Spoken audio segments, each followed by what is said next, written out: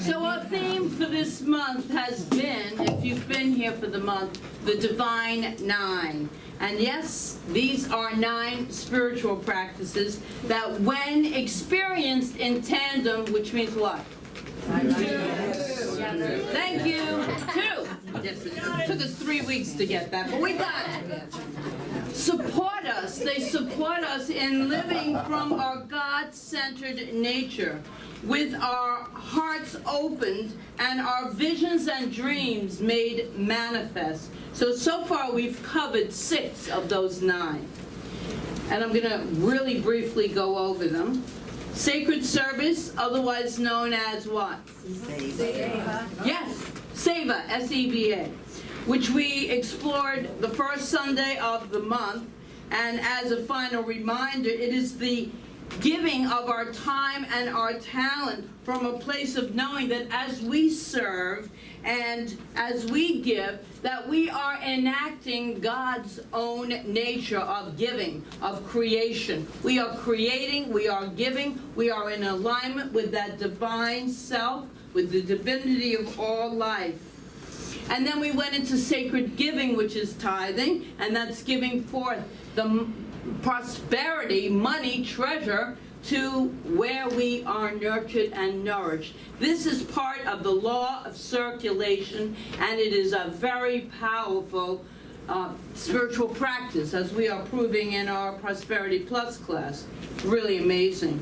Visioning. We did a lot of this stuff here, but visioning is when we explored that 2 weeks ago, and that's when we open up. It's a series of questions, and we open up to receive the highest idea. And we vision for the highest idea of our life.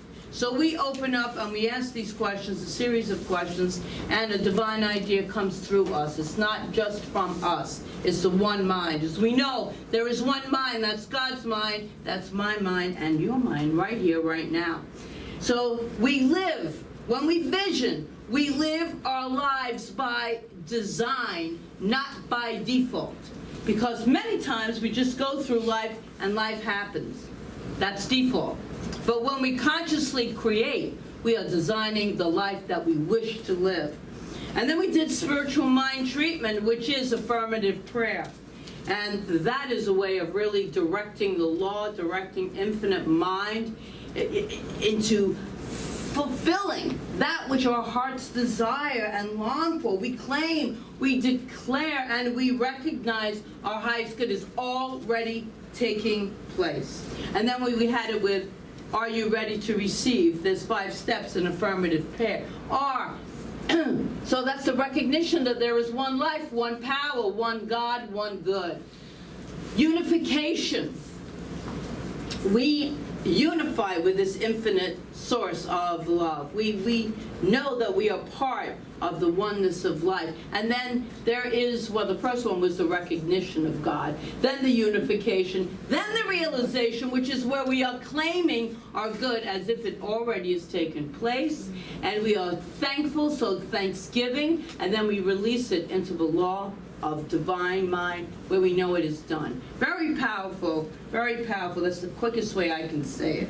And then we moved into meditation last week, where this practice stills that wandering mind, and we get centered, we align, and to open up to, these practices are unbelievably powerful, and it's a way of really aligning with a power for good that is so much more than we can ever imagine. It is a way of connecting with our divine self. Then we moved into visualization last week, and when we visualize, it's the meat, as we said last week. It's the richness, the opulence that goes along with visioning. We visualize, we use that imagination, and we bring our vision into manifestation that way. And today we're going to complete the list. So we're going to put it all together in a way that will be sure to open your hearts and your minds with profound love, joy, and support. Right now, in manifesting, there's so much activity going on back there. Woo! It's all good. It's all part of the expansive nature of God. Right in this room, that divine creative force right here, right now, expanding itself. So let's move into, do we all know what affirmation statements are? Yeah. Most of us. Okay. They should be positive. It's what I want. Don't affirm what I don't want. Because a lot of times we think we are affirming what we want, when we really are, well, I really want this, but I really don't want this to happen, and I don't want that to. So we are negating. So it is affirming what we want. It's in the present tense, now, not in the future, so don't use will in your affirmations. It's already taking place as the vibration of creation when we already can feel what it feels like to have our visions and dreams made manifest. Feel it. Get that feeling state. Present tense in the now. I statements. So it's all about me. So this is your affirmation. You're affirming this about you. It should be short. I've seen people with 3 sentences. That doesn't work for me. I need like 8 words for a really strong affirmation. You know, God is my source and supply. I am always, and then this is another one. I'm always supported by this infinite mind. I mean, it goes on. Love fills my heart. This moment and every moment, whatever your affirmation is. So, what I am, oh yes, and to repeat it often. Because in that repetition, we are regrooving our brain to a new habitude. And so that's habit and attitudes. So you want to get them both, the habitude. You want to get that going. That wasn't coined by me, it was another minister, Harry Morgan Moses. I would have liked to take credit for that, but I cannot. But isn't it cool? Habitude. What's your new habitude? You know, if the old one's not working, how about we create a new one? So, does anyone have an affirmation you can yell it out that you use? All is well. All is well. Everything works together for my good. Everything works together for my good. The universe is conspiring for my best good. The universe is conspiring for my best good, yeah. I am reliable and trustworthy. I am reliable and trustworthy. All my cells are working for me. All my cells are working for me. So notice that every one of these are words of truth. This is important, as you're going to see as we go through this. These are words of truth. Eric Butterworth, I absolutely love this reading. Eric Butterworth in Spiritual Economics wrote this. This is so important, and it really shifted. It shifted a little bit of my thought process when I read it. Words do not become true because you affirm them. This is a common confusion about the practice of affirmative prayer. That if you speak words of truth over and over, you impress them on the subconscious mind, and thus they become true for you. They do not become true because you affirm them. You affirm them because they are true. You are synchronizing your consciousness with the reality of truth, creating a channel through which the mystical flow may do its powerful work through you. I just really loved that. It's just a different way of affirmative prayer, using affirmative prayer and affirmations. So it's already true. We say it's already available and present. So we're just claiming it. We're claiming it. So I love that idea. So I'm just really quick going to repeat this. They do not become true because you affirm them. You affirm them because they are true. You see that shift? Yeah. There's a shift in there. I love it. You are synchronizing your consciousness with the reality of truth. And that's divinity, that's God, that's spirit. Creating a channel through which the mystical flow may do its powerful work through you. We are allowing divinity to move through us. Why can't we just say them once and be done with it, right? We have to do this over and over again. Wow. Emma Curtis Hopkins, a New Thought writer and mystic, wrote this in Scientific Christian Mental Practice. Suppose the rain and dust have beaten against the plate glass windows until they are very dirty. Do you think the mere cessation of rain and dust will make the window panes clean? So it is with the mind that is covered with years of habitual imagination, which in our time, and she wrote this a long time ago, is false beliefs, race thinking, wrong thinking. It ceases from imaginations, but practical daily washings of the dust of years must be made. So we repeat. And you know, it gets like, as we said in one of the talks, pray without ceasing. It's constant. Because we can feel when an idea comes up that does not really serve our highest, best good, our interests, that we put in one of those affirmations. Like if you're thinking, I don't have enough money to pay the bills, yeah, okay, all right, that looks that way. We've been through that. But then you just move to, wait a minute, in this present moment, and actually in every moment, but in this present moment, God is my source and supply. God is my source and supply. The universe always has my back. It always provides. This is the praying without ceasing. That's an affirmation. Use affirmations to support your prayer work when a worry or a concern or a false belief wants to creep in, and they do.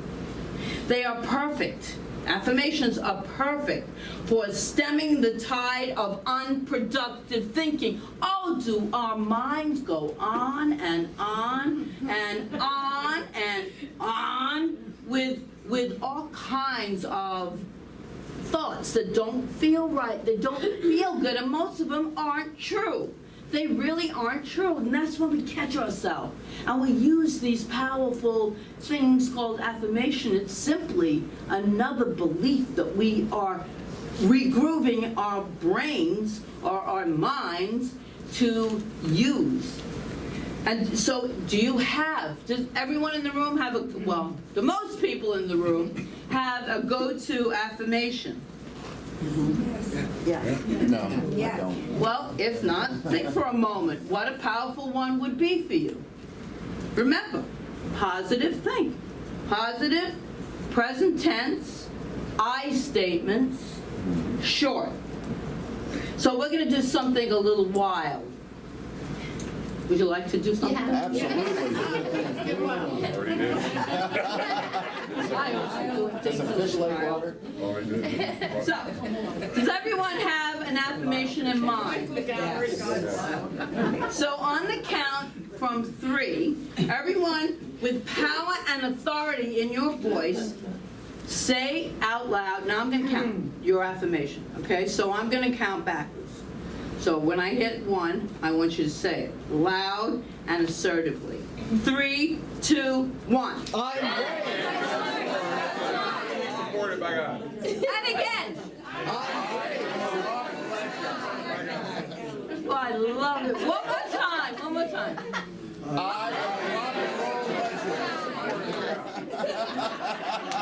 Now I want you to squeeze your thumb and your forefingers together really strongly, okay? And hold it as you anchor in the affirmation. So say it one more time. Doesn't that feel good? Yeah. I love that. It's energy. We're energy. God is energy. God is not a being sitting somewhere. God is pure energy. This is the unified field of oneness that we speak of. It's pure energy with intelligence, with love that is unconditional. So it's so beautiful to be in that energy field that everyone has just created. So use this statement, make it your own, and make it a habitude. So if we regularly engage in these 7 practices, now it's 7 that we've looked at this month, these 7 become who we are and just what we want to manifest, we will be able to do it easier. I mean, life happens. Stuff is going on in life, but we have the choice of how to respond to it. And so when you're grounded, when you are rooted in these new habitudes, and when you are sitting and breathing in a little bit of meditation or a lot, then we respond differently. So we are encouraging everyone to use these spiritual practices. And if you really want to take it up a notch and come into the ocean of God's goodness, not just with a bucket, no matter how large that bucket may be, but with a hose directly hooked up to that divine good. Hook a hose up. Don't go to the water with a bucket. Don't go to God's goodness, the ocean of goodness, with even a big truck.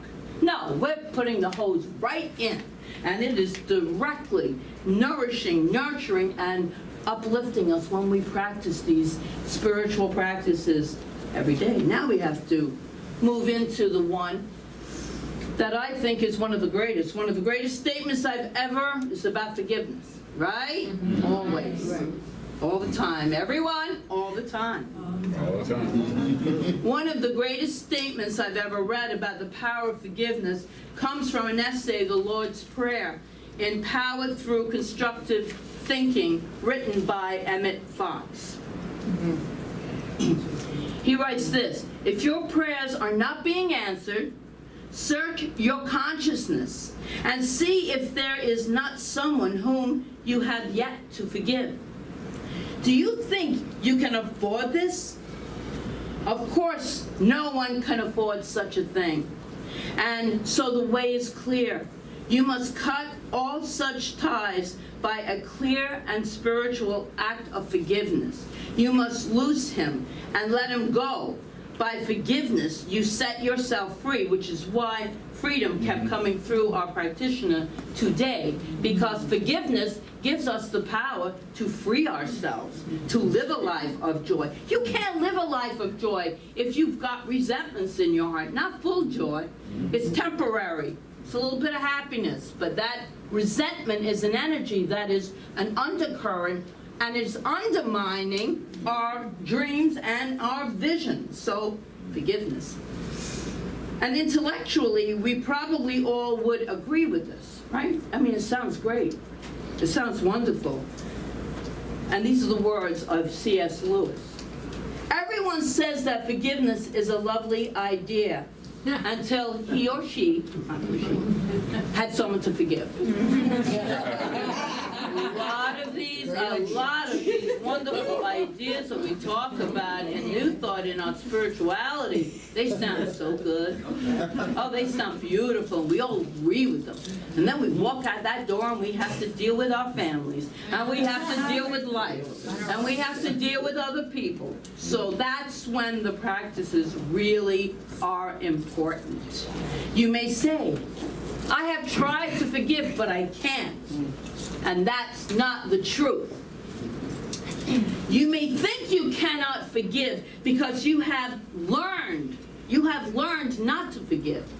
Because you have spent a long time practicing not forgiving. And because, in fact, you have mastered the art of not forgiving. But there was a time when we were children that forgiveness was our instinct. Children don't walk around holding resentments for very long. Little children, they forgive. Before we caught the mental disease of unforgiveness, it is a mental disease, it was effortless and natural to forgive. We used to forgive almost right away. If you see two children playing, and they get into a whole fight, and they're hitting each other, and they're mad at each other, and they're just shoving each other, and then the mothers get involved because they go running, Mommy, and they go running over to Mommy to tell them, and then the mother goes over to the other mother, and it could be fathers too, and they have a whole discussion that turns into an argument, and then they get into resentments that they're holding, and the children are off playing. They've totally forgotten it. But now you have two adults but we're in that state of unforgiveness. And we'll hold that for a very long time. Ever notice that? Now the mothers are angry, we just said that, but the children are just fine.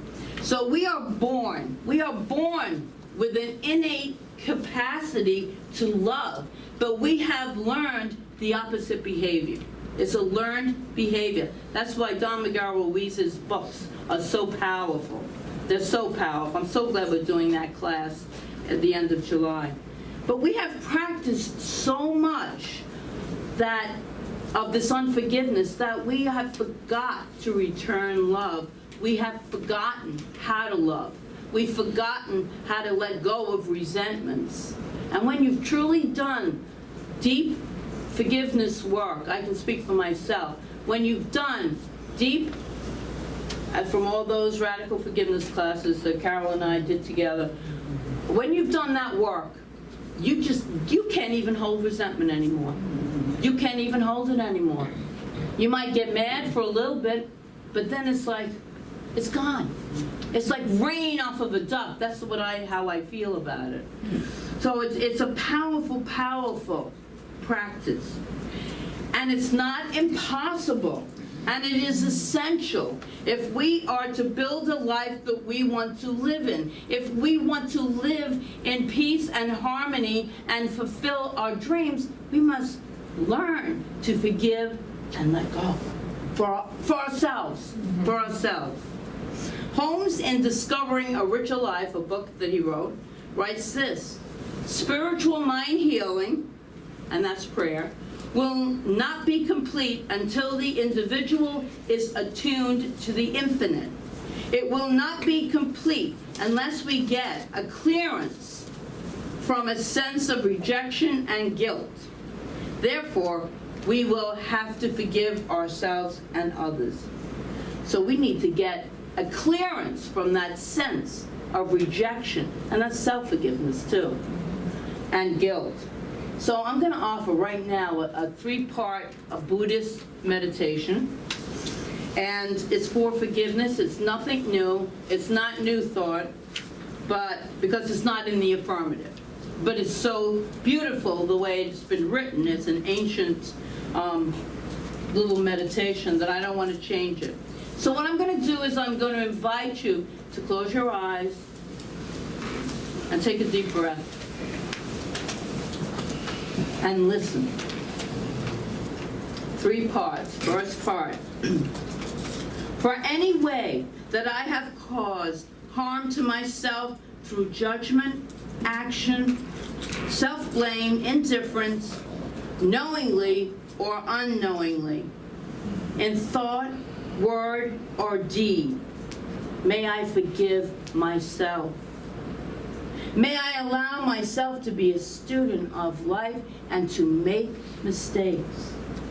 Just as a river moves with ease around rocks and stones, may forgiveness naturally flow around my difficulties to rest in my heart. May I forgive myself, and if I cannot do it in this moment, may I be able to forgive myself in the future. Take a breath, breathe in. So you move into the second part. For any way that I have caused harm to you, knowingly or unknowingly, in thought, word, or deed, I ask for your forgiveness. So think of maybe a person. May you accept me with all my imperfections and mistakes. May you allow me to learn from my actions. May your forgiveness naturally flow around our difficulties to rest in our hearts. May you forgive me. And if you cannot do so in this moment, may you be able to forgive me in the future. And breathe that in. And we move to the third part. For any way that you have caused harm to me, knowingly or unknowingly, in thought, word, or deed, may I forgive you. May I allow you to be a student of life and to make mistakes. May I recognize your humanity. In the midst of my pain, may my forgiveness soften any difficulties between us. May I forgive you. And if I cannot do so in this moment, may I be able to forgive you in the future. So just take a breath and breathe that in. Forgiveness, as you see, is so important. And forgiveness, my friends, does not change the past, but it most certainly influences the future. Huge. It expands and influences our future. So our final Divine 9 practice, now we're moving into the final one, number 9. And I'm going to see if you can figure it out from this reading. So it's a personal passage, and it's not mine, but it's from someone who you may be familiar with. One day many years ago, I was sitting in my bathroom with the door closed, booing and hooing on the phone so uncontrollably that I was incoherent. Stop it! Stop it right now and say thank you, my friend Maya chided. But you don't understand, I sobbed. I do understand, she told me. I want to hear you say it now, out loud. Thank you. Tentatively, I repeated it. Thank you. But what am I saying thank you for? You're saying thank you, Maya said, because your faith is so strong that you don't doubt that whatever the problem, you'll get through it. You're saying thank you because you know that even in the eye of the storm, God has put a rainbow in the clouds. You're saying thank you because you know that there's no problem created that can compare to the Creator of all things. So, say thank you. And so I did. And so I still do. I keep a gratitude journal and my daily list, at least 5 things that I'm grateful for. My list includes small pleasures, the feeling of Kentucky bluegrass under my feet in the woods, with all 9 of my dogs and my Cocker Spaniel Sophie trying to keep up, reading a good book, and knowing another waits. My thank you list also includes things too important to take for granted: an okay mammogram, friends who love me, 25 years on the same great job, staying centered, having financial security. I won't kid you, this is still the person. I won't kid you, having money for all the things I want is a blessing. But as I look back over my journals, 99% of what brought me real joy had nothing to do with money. It had a lot to do with food. I can relate to this. So, does anyone getting a gist of who the author is? Elvis. And Oprah Winfrey and Maya Angelou. This is Oprah Winfrey. Thank you for all you astute people. But when you feel least thankful, that's when you are most in the need. She's still saying this. Gratitude can give you perspective. When you learn to say thank you, you will see the world anew. So as Meister Eckhart so eloquently stated, if the only prayer you ever say in your whole life is thank you, God, that will suffice. So, gratitude, being grateful, what a high vibration gratitude is. We can always find something to be grateful for, always. Ernest Holmes wrote, When we speak the words of thanksgiving to the God within, knowing before they ask, I will answer, there is something in this attitude of thanksgiving that carries us beyond the field of doubt into one of perfect faith and acceptance, receptivity, realization, appreciation, gratitude, and thanksgiving. The motive power which attracts and magnifies the hidden potentialities of life. That's gratitude. So forgiveness, gratitude. Affirmations, forgiveness, gratitude. That's finishing it. Real quick, I'm going to go through the Divine Nine. As I engage in sacred service or seva, I reenact the loving givingness of God and express my own divine nature. When I leave 1/10 with the source of my supply, my 90% expands in beautiful, miraculous, and glorious ways from expected and unexpected channels. That's the tithing. I open myself to receive through visioning and catch a glimpse of God's highest and very best good for my life. Through my prayers, I empower God's vision for my life. As I visualize, I see this divine vision for my life in action. In action. Through meditation, I am calm, I am strong, and I am centered. I know that I am one with the divine. There is no separation. We just think there is. Because I'm looking at them, I see all these people, these bodies. But that essence within each one is part of the unity of life. That's the oneness we're talking about. And that's the only thing we need to heal, is that belief that we are separate from this creative genius that we call God if we want, that we call spirit, that we call divine intelligence. And so back to the Divine Nine. By living the affirmative life, I synchronize my consciousness with the reality of truth and create a channel through which the mystical flow may do its powerful work through me, as me. All that has offended me, or myself even, I forgive. Things past, things present, things future, I fully and freely forgive. And with great gratitude, I call life good. I say life is good with such a deep gratitude I can feel it in my cells. That's the gratitude we're talking about. When you're truly grateful for taking a breath, for being able to take a step, because many cannot. Many cannot. So being grateful. And so we anchor these Divine Nine spiritual practices by saying together, and so it is. And so it is. So I go, woo!